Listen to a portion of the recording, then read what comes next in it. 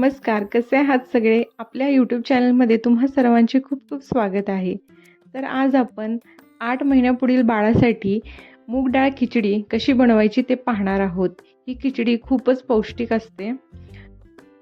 खिचडी बनवण्यासाठी येथे 1.5 चमचा तांदूळ आणि 1 चमचा मूग डाळ घ्यायची आणि ती स्वच्छ पाण्याने धुवून घ्यायची. 2 ते 3 वेळा धुवून घ्यायची, कारण त्याच्यामध्ये स्टार्च असतं ते सगळं रिमूव्ह होतं. डाळ तांदूळ स्वच्छ धुवून घेतल्यानंतर आपण येथे एक अर्धा छोटा कांदा चिरून घेतलेला आहे. एक अर्धा छोटा टोमॅटो देखील चिरून घेतलेला आहे. त्यानंतर एक छोटासा गाजर चिरून घेतलेला आहे.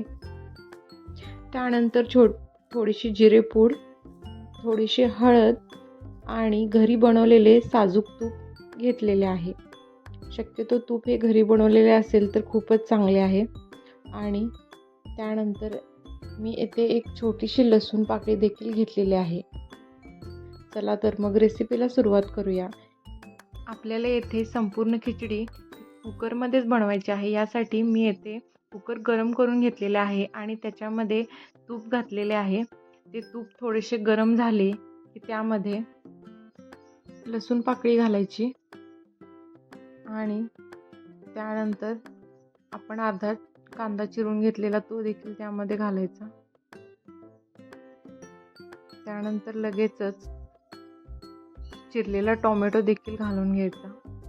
आपण इथे भाज्या आधी घालत आहोत, कारण की सुके मसाले लगेचच करपतात, त्यामुळे आपण भाज्या आधी घालून घेत आहोत.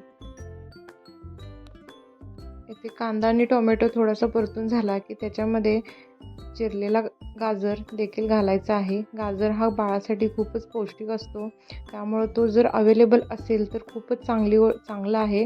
आणि जर नसेल तर आपण कांदा आणि टोमॅटो देखील फक्त घालू शकतो याच्यामध्ये. जर तुमच्याजवळ मटार अवेलेबल असेल तर मटार देखील तुम्ही घालू शकता.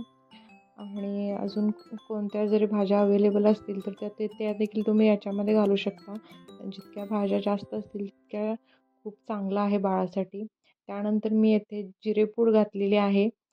जिरेपूड आणि हळद देखील घातलेली आहे आणि सर्व मसाला परतून घ्यायचा आहे, जेणेकरून सुके मसाले लगेच करपणार नाही. सर्व मसाले व्यवस्थित परतून झाल्यानंतर याच्यामध्ये आपण डाळ आणि तांदूळ घालायचे आहे. डाळ आणि तांदूळ घातल्यानंतर ते देखील व्यवस्थित परतवून घ्यायचे आहे. थोडंसं डाळ तांदूळ भाजून घ्यायचे आहे. डाळ आणि तांदूळ भाजून झाल्यानंतर आपण त्यामध्ये अर्धा ग्लास पाणी घालायचे आहे. अर्धा ग्लास पाणी सफिशियंट आहे पूर्ण खिचडी शिजण्यासाठी. जर तुम्हाला जास्त पातळ हवी असेल तर तुम्ही अजून थोडेसे पाणी घालू शकता. पाणी घातल्यानंतर आपण कुकरचं झाकण बंद करून घेत आहोत. कुकरचं झाकण बंद झालं की आपल्याला इथे 5 ते 6 शिट्ट्या करून घ्यायच्या आहेत.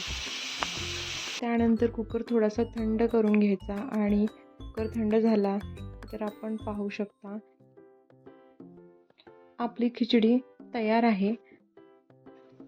तर मी इथे एकदा चेक करून बघते की आपली खिचडी व्यवस्थित शिजलेली आहे का. तर इथे आपली खिचडी खूपच मऊसूत शिजलेली आहे. तर आपण आता नेक्स्ट याला थोडंसं स्मॅश करून घ्यायचं आहे, कारण जेणेकरून बाळाला ही खिचडी व्यवस्थित खाता यावी. येथे आपण पावभाजीसाठी जे स्मॅश करण्यासाठी स्मॅशर यूज करतो ते देखील यूज करू शकतो. हे पहा, आपली खिचडी व्यवस्थित तयार झालेली आहे.